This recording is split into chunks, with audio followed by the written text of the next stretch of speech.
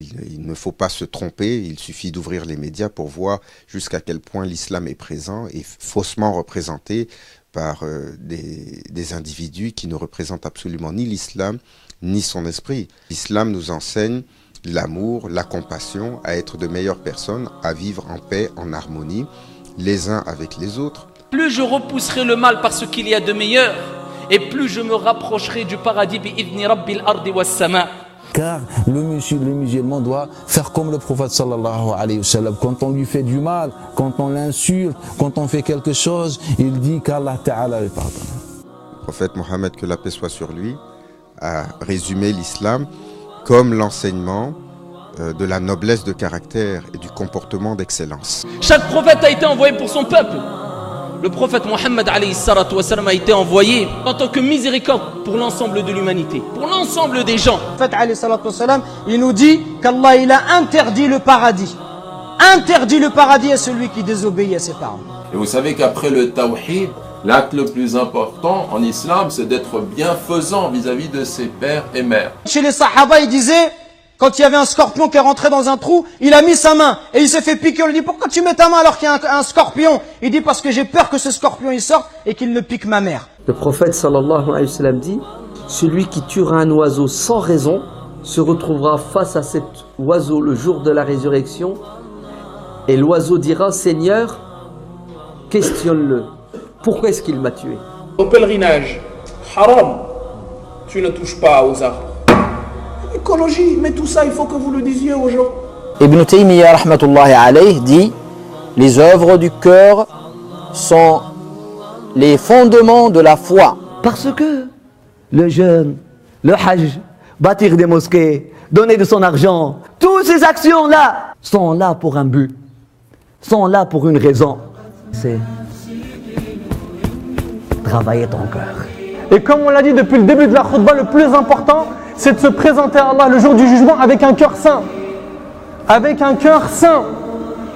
Mes frères et sœurs, avoir un cœur adouci est le plus grand bienfait que l'on peut avoir sur terre. Et tout cœur qui est privé d'adoucissement, que son auteur sache qu'il est menacé du châtiment d'Allah. Voilà le chemin prophétique. Lorsque tu transformes ton cœur à travers les bonnes actions, à travers l'abstention des mauvaises actions, à travers tout ce cheminement spirituel qui s'appelle Islam, tu arrives au résultat, là ton cœur est pur. Il ne croit pas, il ne croit pas, il ne croit pas, dit le prophète sallallahu alayhi wa sallam, celui qui dort le ventre plein, alors que son voisin à ses côtés a faim et il est au courant et il est capable de l'aider et il ne le fait pas. Ce n'est pas un croyant. Mais Shafi'i te dit, il a fait une fatwa. Il a dit, si quelqu'un sortait de chez lui avec une épée, en train de menacer la population, la société, parce qu'il n'a pas à manger, il aurait raison parce que la société aurait dû tout faire pour lui assurer à manger. Dans une maison de retraite, comme on fait aujourd'hui, où dès que les parents ils sont vieux, on les prend, on les jette dans la maison de retraite et on vient les voir une fois dans l'année. Et tout le reste de l'année, on s'occupe pas d'eux. Non, Allah il te dit, s'ils atteignent la vieillesse, auprès de toi. Quand tes parents ils sont âgés, ils restent chez toi. Parce que quand tu étais petit, ils t'ont pas envoyé dans une pension, ils t'ont gardé chez eux et ils sont occupés de toi. Dans un autre hadith, il a défini c'est quoi le meilleur caractère. Le meilleur caractère, c'est être pur d'orgueil et d'arrogance. Le meilleur caractère, c'est de donner à ceux qui ne veulent pas te donner, pardonner ceux qui sont injustes envers toi et nourrir les liens avec ceux qui veulent rompre le lien avec toi. Le prophète alayhi salatu wassalam a dit, les personnes les plus aimées auprès d'Allah Jalla wa Ala sont tout simplement ceux qui sont les plus utiles, les plus bénéfiques pour les gens. Vous avez vu ce que c'est que la foi? La foi, c'est penser aux autres. Parce qu'entre nous, Dieu n'a pas besoin de nos prières. Dieu n'a pas besoin de notre jeûne. L'objectif de la prière et du jeûne, c'est de nous permettre de sortir de notre coquille égoïste pour devenir altruiste. Ne rentre pas au paradis celui qui a un atome, le prophète sallallahu alayhi wa sallam a dit, un atome d'arrogance, un atome d'orgueil. Le prophète sallallahu alayhi wa sallam dit, celui qui fait des invocations pour son frère, les anges prient pour lui. Vous vous rendez compte? Avant de prier pour toi, tu pries pour l'autre.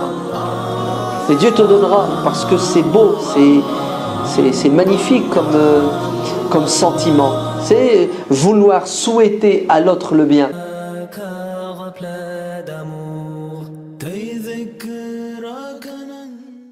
la majorité des savants, eh bien, ils interdisent de tuer même un insecte, une fourmi, une abeille, un moustique, tant que tu ne sais pas et tu n'es pas sûr que celle-ci te porte préjudice. Le jour de l'Hudaybiyah, le hadith il est dans Muslim, d'après Hamad ibn Salam, d'après Thabit, d'après Anas ibn Malik, que 80 mouchriks sont venus pour tuer le Nabi sallallahu alayhi wa sallam. Il les a tous arrêtés, capturés.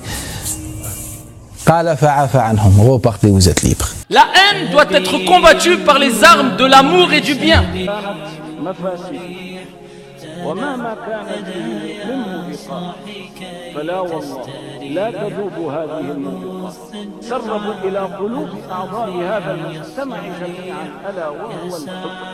Alors comparez tout ça avec ce qu'on a dit tout à l'heure, de ce que dit le prophète quand il envoie ses troupes, du fait qu'il se saisit de la moindre possibilité de faire la paix, du fait qu'il interdit de toucher aux femmes, aux enfants, aux moines, aux religieux, du fait qu'il n'y a de guerre que lorsqu'on est dans une situation qui justifie que l'on prenne les armes.